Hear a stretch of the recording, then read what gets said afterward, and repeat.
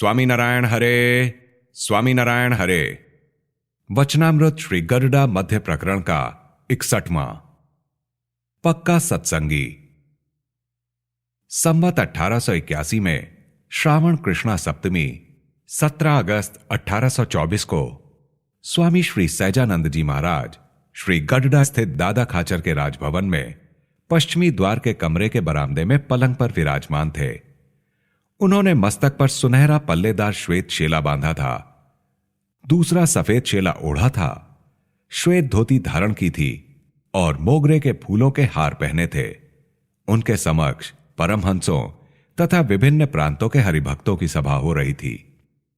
उस समय श्रीजी महाराज बोले कि जिसमें 3 गुण हो वह पक्का सत्संगी कहलाता है। वे 3 गुण कौन से हैं?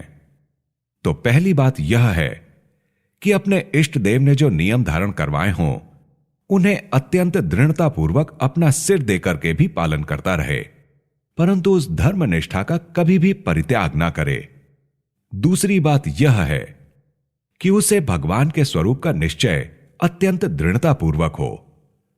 उसमें यदि कोई संशय उत्पन्न करना चाहे तो भी उसे संदेह उत्पन्न ना हो, तथा अपना मन भी संशय उत्पन्न करना चाहे तो भी कोई संशय ना हो, ऐसा अडिग निश्चय हो। एवं तीसरा, अपने इष्ट देव का भजन करने वाले सत्संगी वैष्णव जनों का जो पक्ष ग्रहण करें, जैसे माता पिता अपने पुत्र पुत्री का पक्ष रखते हैं तथा जैसे पुत्र अपने पिता का पक्ष रखता है और स्त्री जैसे अपने पति का पक्ष रखती है, वैसे ही भगवान के भक्त का पक्ष रखना चाहिए। जिसमें ये 3 गुण परिपूर्ण रूप से हों वही पक्का सत्संगी कहलाता है।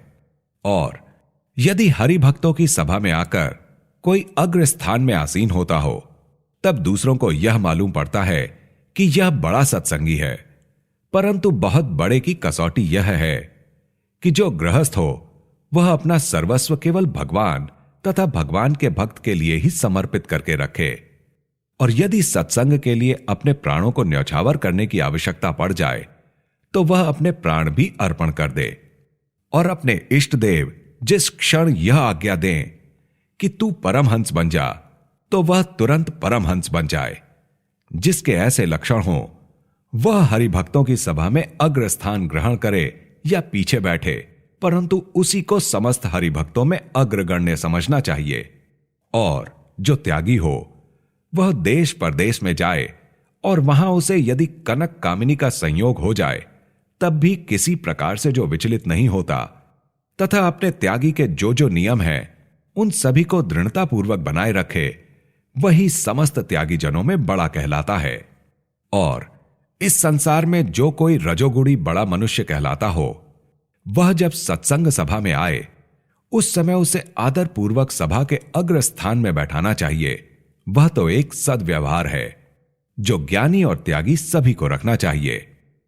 यदि ऐसा व्यवहार ना किया जाए तो अवश्य ही अनिष्ट होकर रहता है। जैसे कि एक बार राजा परीक्षित शमिक ऋषि के आश्रम में जा पहुंचे। उस समय ऋषि समाधि में मग्न थे, अतः राजा का स्वागत सत्कार ना हो सका। तब राजा ने क्रोधित होकर ऋषि के गले में एक मरा हुआ सांप डाल दिया। इसे देखकर ऋषि के पुत्र ने राजा को शाप दे दिया, जिसके फलस्वरूप 7 दिन में ही राजा की मृत्यु हो गई। और जब ब्रह्मा की सभा में दक्ष प्रजापति पधारे, तब शिव जी उनके सम्मान में ना तो खड़े हुए, ना तो उन्होंने वचन द्वारा ही उनका कोई सम्मान किया। अतः दक्ष ने क्रोधित होकर शिव जी को यज्ञ में से मिलने वाले उनके भाग से वंचित कर दिया। बाद में नंदीश्वर तथा भृगु ऋषि में भी परस्पर कलह हुआ और परस्पर दोनों ने शाप दिए। फलस्वरूप सती ने दक्ष के यज्ञ में स्वयं को भस्म कर दिया। इस कारण शिव के मुख्य गण वीरभद्र ने दक्ष का मस्तक काटकर यज्ञाग्नि में झोंक दिया।